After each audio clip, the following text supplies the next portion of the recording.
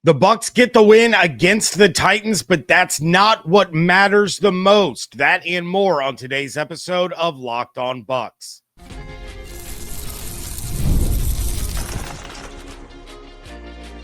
You are Locked On Buccaneers, your daily Tampa Bay Buccaneers podcast. Part of the Locked On Podcast Network, your team every day. What's up, and welcome into this episode of Locked On Bucs, your daily podcast covering the Tampa Bay Buccaneers, part of the Locked On Podcast Network, your team every day. I want to thank you for making Locked On Bucs your first listener view every day. Don't forget you can subscribe or follow for free on YouTube or wherever you get your podcasts. And of course, you can follow along on Twitter. I am James Yarcho at @JYarcho_Bucs, credentialed member of the media covering the Tampa Bay Buccaneers, here with you every Monday through Friday along with the everydayers. And for that, I want to share my appreciation for your continued support of the show.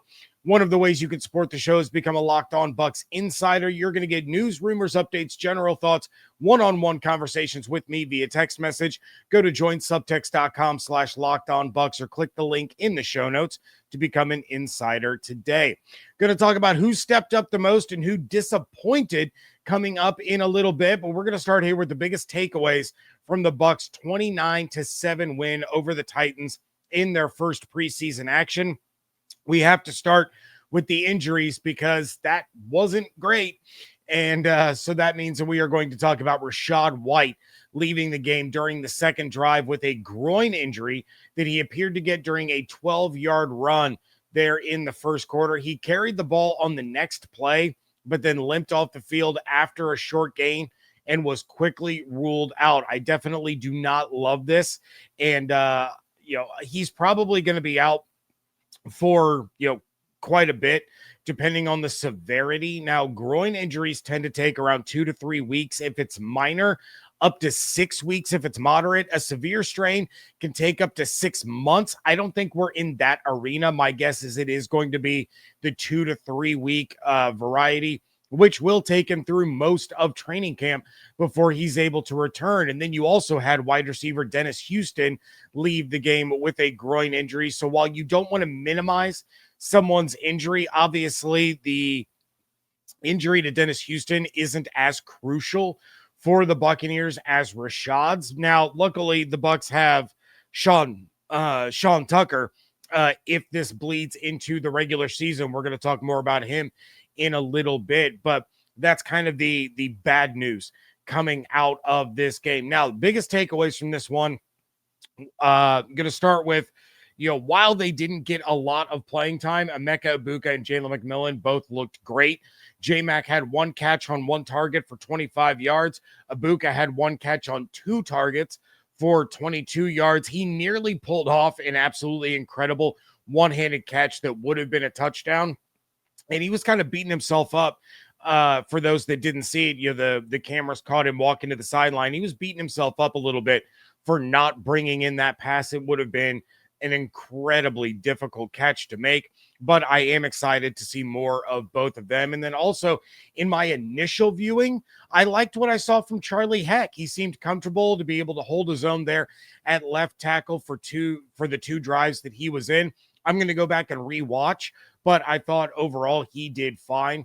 On the defensive side, Jacob Parrish, he is going to be a problem for teams this season. He had a pass breakup on Cam Ward's first attempt of the game, which set up a third down, eventually led to a 3-and-out by the defense. He had another pass breakup later in the game, making him the first rookie with multiple pass breakups in their preseason debut since Carlton Davis and Jordan Whitehead back in 2018. Then also liked what I saw out of the starting linebackers in this one. Servassier Dennis, Deion Jones got the start. I thought both of them played well in their limited snaps, but we also got the answer to which linebacker is kind of leading the pack as far as the first one in place of Dennis or Levante. And as of now, it's Jones. We're going to see what will happen when Anthony Walker returns from his injury. My other big takeaway is that we didn't get much from Grizz, though we kind of went into this knowing that, he wasn't going to show much of anything outside of a very basic vanilla offense. There was plenty of motion, plenty of play actions. That was really nice. Nothing groundbreaking or earth-shattering to write home about, and that is perfectly fine. I don't need him opening up the playbook in this one when it was the Bucs' second through fourth strings opening up against the majority of the Titans starters. He did show, to me, enough flashes to, making sure to highlight J-Mac and Ibuka early on before they came out of the game, but didn't really give us much beyond that. And then when Bazelak, if I can pronounce that correctly, I apologize to Connor Bazelak there. When he came in, it was very, very run heavy. In fact, the Buccaneers' 41 rush attempts and 178 yards are the most in a preseason game for the Bucs going back to 2017. Bazelak, out of Bowling Green, was never really going to make this roster anyway, especially after the signing of Teddy Bridgewater. I don't think he has the accuracy or the arm strength to really make noise at this level. He might get picked up on someone's practice squad. The Bucs really like Michael Pratt, who's been out with a back injury. Now you have Teddy B in the mix.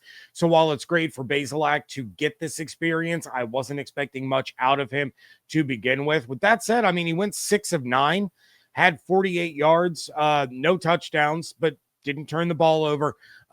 So a decent enough outing from Bazelak. The defense took advantage of some opportunities. You got interceptions from linebacker Nick Jackson off of a batted pass in the third quarter. Tyreek Funderburk got one off of a deflected pass by J.J. Roberts. And then Roman Perotti ended the game with a pick 6 on fourth down there. So the takeaways were there. That's the most for the Bucs in a preseason game since they got 3 against Houston in 2021.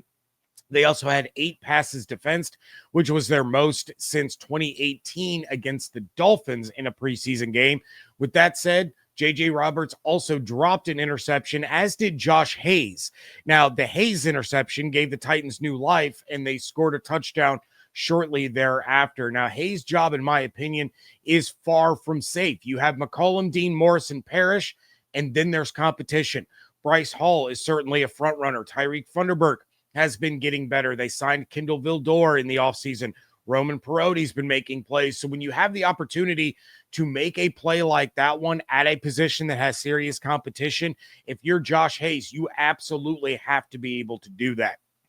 The last one real quick on the mostly positive side was that I thought outside of a bad snap that got behind Trask, Elijah Klein did a pretty solid job at center with the second team offensive line. There is that competition for the backup center job. Later in the game, Klein moved to guard while Jake Majors, the undrafted rookie, got his opportunity at center, but Klein performed relatively well for being in the process of learning a new position and having just really started that this training camp. Couple of takeaways that are not so positive. First, the penalties. My goodness, the penalties. The Bucs offense kept shooting themselves in the foot late in the game. 2 holding penalties negated 2 Owen Wright rushing touchdowns. Then after they settled for a field goal and got the ball back, they immediately got penalized again for it was either illegal shift or illegal formation. That's not good enough, especially not from guys that are fighting for either a roster spot or a spot on the practice squad. You cannot make stupid mistakes like those and kill drives. And then special teams was really rough. Coverage was not great on the kicking teams. The opening kick return was terrible. There was like this pure hesitation when it was Jarrett that caught it in the end zone. He hesitates, then decides to bring it out and ends up getting tackled inside the 20-yard line. That is inexcusable. Then you had Ryan Coe miss an extra point. Again, not a huge deal. We know Chase McLaughlin is locked and loaded as the kicker. Coe is an additional body there at training camp. But the special teams unit as a whole was not impressive. They have a lot of work to do. I'll get more into things that I didn't like a little bit later. Coming up next, though, who were the standout players that helped their chances of making the roster? That is coming up next on today's episode of Locked On Bucs, part of the Locked On Podcast Network, your team every day. Wish managing your money felt easier with Monarch Money? It can. Whether you're growing your savings or planning a big purchase, Monarch puts you in the driver's seat. It's like having your own personal CFO, giving you the full visibility and control over your finances. Monarch Money is more than just a budgeting app. It's a complete financial command center. You can track all your accounts, all your investments, all your spending in one place. So in addition to managing your money, you're also building wealth. Stop bouncing between a half dozen or more apps. You can just use Monarch Money as your one-stop shop to track your spending, plan your long-term goals, and everything else that you need. Take control of your finances with Monarch Money. Use code LOCKEDONNFL at monarchmoney.com for 50% off your first year. That's monarchmoney.com, code LOCKEDONNFL for half off your first year. This episode is presented by Yahoo Fantasy. It's the best time of the year. NFL kickoff is almost here, and that means fantasy football season is back in full swing. This year, Yahoo Fantasy is turning things up with a fantasy football experience like never before. This year, I will be playing on Yahoo Fantasy, and you should too, whether you're a first-timer or a veteran making your millionth league. To celebrate 28 years of fantasy football greatness, Yahoo Fantasy is dropping 28 big new features over 28 days throughout August. To kick it off, they just dropped Yahoo Fantasy Guillotine Leagues, a killer new way to play fantasy football on Yahoo, where the lowest scoring team gets eliminated each week until there's just one team left standing. With the season around the corner, now's the time to get your league together and give this new mode a try. But if you're more into the classics, you can still play in head-to-head private leagues or join a public league. Stay tuned for more killer announcements and start playing Yahoo Fantasy Football now at yahoofantasy.com/LockedOnNFL. Thank you again for making Locked On Bucs your first listen review every day. For your second listen, check out Locked On Bets. Betting experts Lee Sterling and Kevin Rogers have daily MLB locks and can't miss football futures. Find Locked On Bets on YouTube or wherever you get your podcasts. All right, time for some of these standout performances, and I cannot talk about standout players and not start with my player of the game, wide receiver Ryan Miller. My goodness, did he have himself a game. We've talked about the receivers a lot. Evans, Godwin, Ibuka, McMillan, they're locked. They're loaded. They're ready to roll. Then it gets a little murky. Tez Johnson, you have that draft capital. You have the excitement. You have kind of that shiftiness that you want out of that position. Sterling Shepard, he was a big part of the team last year. He's expected to be, part of the team this year. Trey Palmer is in the mix. Cam Johnson, Rakim Jarrett, all these guys that we have talked about, and we haven't brought up Ryan Miller's name very much. That's going to change because he is entrenched in this battle. Not only was he the leading receiver in this one, 6 receptions on 7 targets for 66 yards, but he was making tough catches over the middle, in traffic, head-topping guys. He took a hard shot, left the game to be checked for a concussion. He was cleared, went back on the field, and then took another hard shot. But he was outstanding. The same cannot be said for some of the other guys that lined up out there. Jarrett was not all that impressive. Of course, Palmer, Tez, and Cam didn't play, but undrafted rookie and former quarterback Garrett Green, I thought looked better than Jarrett in this one, especially when you factor in his special teams play, which was one of the few bright spots of that unit. Miller got a little opportunity last year for the Bucs. It shows, kind of the wealth of talent that the Bucs have at the position, because Miller could easily be the 4 or 5 on another team. He's fighting just to make the roster as the wide receiver 6 or 7 in Tampa. Absolutely loved what we saw from him. I think he put coaches and his teammates on notice that he is going to do whatever it takes to make this team. Another standout performance came from the 2 running backs. I'm just going to talk about both of these guys together. It was Sean Tucker and Owen Wright. Now, I wasn't overly impressed with Wright at first, but he seems to be one of those backs that gets better with volume. The more he touches the ball, the stronger he runs, the more effective he becomes. Tucker was great. 13 carries, 50 yards, and a touchdown. Got used a lot in short yardage situations. He had a fantastic run of 23 yards to set up his own touchdown. He broke a sideline tackle on that 23-yard run, kept churning all the way to the 2-yard line.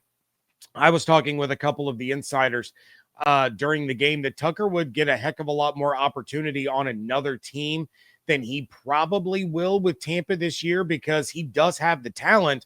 It's just a matter of whether or not he's going to get the opportunity. Now, with the Rashad injury, there's going to be an uptick in his opportunities with the ones at practice next week, then against the Steelers next weekend. But if this injury to Rashad bleeds into the regular season, he is the unquestioned RB2 behind Bucky. He looks absolutely great, and he's probably, we'll have to see how things shake out. We got plenty of time, but he's probably the RB2 heading into 2026. As for Wright, that poor guy had 3 touchdown runs, but only one of them showed up on the stat sheet. He finished with 18 carries for 87 yards and a touchdown, nearly 5 yards per carry. And like I mentioned, I wasn't overly impressed early on, lots of 1 or 2 yard runs. But as the game went on and he started to find the running lanes, or he would start to bounce it outside with a little bit more confidence, he started getting solid chunk yardage. It could have been him getting used to the speed of the game. You cannot replicate game speed in practice. So once he started to get used to things and things started to slow down for him a little bit, that might have been when he began to hit his stride. Thought he had an absolutely great game. And then the last one on the offense real quick, Trask had a really good game. He looked comfortable. He was calm and poised, had a couple of moments where he held the ball too long or he needed to make a quicker decision, but a solid game from him overall. His accuracy is improving a little bit. His deep ball looked better than it has in preseasons past. So I wanted to give him some love, since so many people think that I hate Kyle Trask, which is absolutely not the case. Defensively, the player of the game for me was Jacob Parrish. He was really impressive for his first NFL action. I mentioned a couple of pass breakups, nearly had one where he jumped about 10 feet into the air and the ball just barely got over his fingertips. Rondé Barber mentioned it on the broadcast and said that he was playing a little too close to the line of scrimmage since he was in charge of the flat. And then Rondé started to break down how he used to play that. So I expect a conversation between those two players. Since Rondé, I think, was 100% right. If Parrish is playing back just a little bit, and I can't remember the exact verbiage that Rondé used. I think he said he called it short to shallow, is how he used to play that. So if he's playing back just a little bit, that might have been an interception, or at the very least would have been his third pass breakup of the game. I'm excited to see more out of Parrish in the next one. And then Nick Jackson, another guy that we have not talked about a ton on this show. I talked about him on the Our Lads podcast a few weeks back. For those of you that saw that, he had an outstanding showing. Sack, interception, a team-leading 6 tackles plus 2 tackles for loss. He was a standout at Iowa, joined the team as an undrafted free agent. So given the Bucs' current state of things at linebacker, I think Jackson is working his way into kind of a wild card situation to be able to make this team for some added depth on the defensive side, especially at that inside linebacker position. I would say that if Anthony Walker is not ready to go at the start of the season, Jackson, in my opinion, early on, is the leader in the clubhouse to go get that spot. Lots of praise for Jackson coming out of training camp from a lot of the media that have been there. So to see him put it on display against the Titans was fantastic. JJ Roberts, he looked really good. 5 tackles, 2 pass breakups. He needed to haul in that interception that he dropped, but he was flying around and making plays all over the field. I know Shiloh is going to get all the attention because he's Shiloh. I saw about 5,000 different tweets of the pressure that he got on whoever the quarterback was at the time. I think it was Brandon Allen for the Titans. But Shiloh, I mean, he got a good pressure. He forced an incompletion, but that was the major highlight reel for the national media members because he's Shiloh Sanders. But Roberts was definitely the better player on the field between the two of them. Now, which players have a lot of work to do in a short period of time? That is coming up next on today's episode of Locked On Bucs. Time to fuel up and turn it up with 5-Hour Energy Transfusion. It brings the bold grape, ginger, and lime flavor of your favorite golf drink minus the alcohol into a quick, energizing shot. Whether you're sinking birdies or just making memories with friends, this one's a hole-in-one for your energy game. And let's be honest, some days on the course or even off of it, you just need that extra boost to stay sharp and energized. One of my favorite things about a golf league that I sometimes participate in is not just the weekly games that we play, but it's getting together with all the guys and just having fun, chatting and cutting it up with a little bit of golf in between. Because golf, it's all about good times with good people and good flavors. Of course, the grape ginger lime flavor gives you the best parts of your clubhouse go-to without chasing down the bev cart. If you go to 5hourenergy.com today, that's the number 5hourenergy.com. You can use my promo code Locked On Golf to receive 20% off your order. This offer is only valid until September 30th on one order and cannot be used with other promotions. The code is not good on subscription orders. Whether you're meeting up with friends or trying to turn 18 holes into 36, get the energizing boost you need to power through. Order transfusion flavored 5-hour energy shots today. Wrapping things up here on a very late post preseason game reaction episode.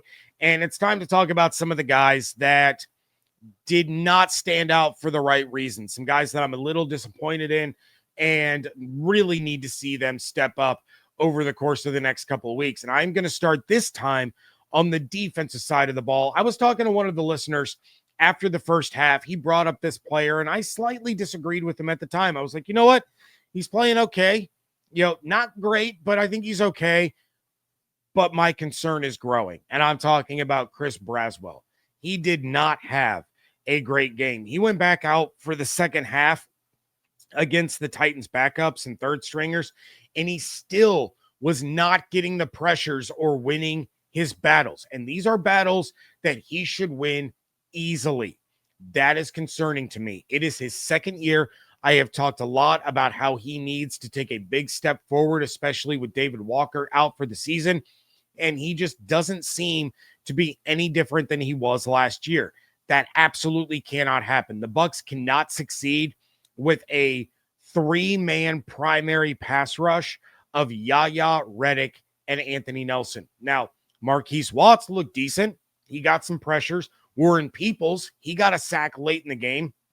There's guys out there that are looking to be more effective on the edge than a second-round pick from just a year ago. I don't know what Braswell needs to do in order to take his game to the next level, but he needs to figure it out, and he needs to figure it out fast. I don't know if that's extra film study, if it's breaking down where he's going wrong with Larry Foote, or working more with Hassan Reddick, or what the case is, but it's got to get figured out. The Bucs need Braswell to be effective in the pass rush if they are going to find success this season.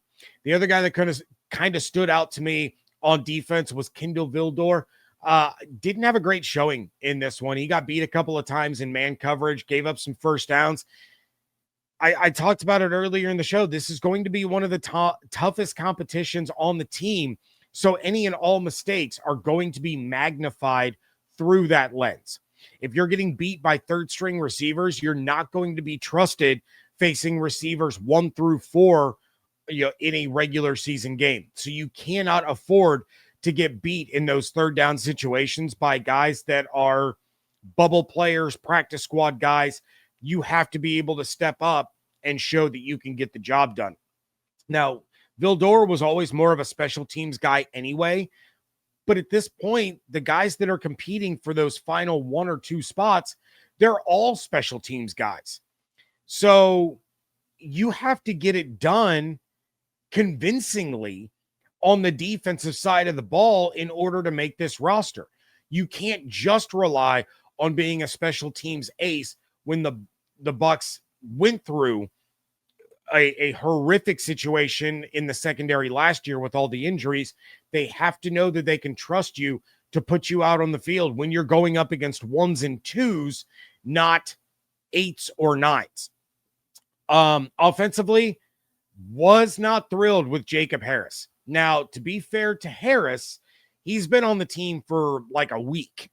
That said, fumbles the ball in the red zone after the defense just got you an interception in field goal range, so that took points off the board. Then you have a completely unnecessary away from the ball holding penalty that negated a touchdown run by Owen Wright. That took points off the board. That means that Harris in the second half was responsible for, at minimum, 9 points by the Buccaneers that were taken off the board. You absolutely cannot have that. You cannot make those kinds of mistakes in those situations. It's going to cost you any chance that you had at making the practice squad, because I think that's what Harris is out here competing for. I don't think anyone has the, illusion that Harris was going to make the 53-man roster, but he's fighting to try to get on the practice squad. And we saw plenty of practice squad guys get called up to the game day roster. So there is still that pathway and that opportunity, but you're not even going to sniff that if you're making those kinds of huge mental mistakes. As I kind of mentioned before, Rakim Jarrett, he got snaps last year in the regular season. We know that the Bucs were really high on him, but you have to show more than what you did against a bunch of backups. And it started with that opening kickoff. If you're the wide receiver 5 or 6 on this roster, you're getting playing time against starting defenses. I need you to do something to separate yourself from the rest of the pack, because you had a chance here. With Palmer, Cam, and Tez out of this game, you had a chance to really take over the way that Ryan Miller did. And I know some of you are going to want to make the argument that Jarrett didn't get the targets. Miller had 7, Jarrett had 2. He didn't have the opportunity or the targets that Miller had. But you know what that tells me? And again, I'll go back and rewatch it. But that tells me that Miller was getting open and Jarrett wasn't. So just like at cornerback, you cannot afford to make mistakes or blow chances when they come. Having 3 of the biggest players in this position battle out for the game, that was an opportunity that was laid out at the feet of Rakim Jarrett to make his case and absolutely ball out. He may not get that chance again. So I was disappointed in what we got from him in this game. I remember there were times during last preseason that really cemented his case to make the roster that he did take over. So if you're going to be back there on special teams, you better make smarter decisions than you made in this one. And if you're going to be out there on the field as a receiver, you've got to find a way to give yourself a chance to show out. You have to find a way to get open. You have to find a way to make sure that you're getting targets. He didn't do that in this game. I really wanted to see him shine when he set foot on the field, and it just never came to fruition. That's going to do it for this reaction episode. I will be back on Monday with my Buccaneers fantasy focus, as a lot of you are preparing for your drafts over the upcoming weeks. I'm going to tell you which Buccaneers to draft, which ones to avoid, who are your reaches, who are your values. But until then, please check out everything going on Twitter at Locked On Bucs, at @Yarcho_Bucs. Follow on TikTok and Instagram at Locked On Bucs at both of those. Make sure that you are subscribed on YouTube with those notifications turned on, as well as wherever you get your podcasts. Become a Locked On Bucs insider. Go to joinsubtext.com/LockedOnBucs or click the link in the show notes. If you want to support the show, but you don't want to be an insider, it's real easy. Like this episode on YouTube, leave a 5-star review wherever you get podcasts. Those things really do help other Buccaneers fans find the show. Hope you all have an absolutely outstanding day. Stay safe, stay healthy, fire the cannons. I want to thank you so much for joining me right here on Locked On Bucs, part of the Locked On Podcast Network, your team every day.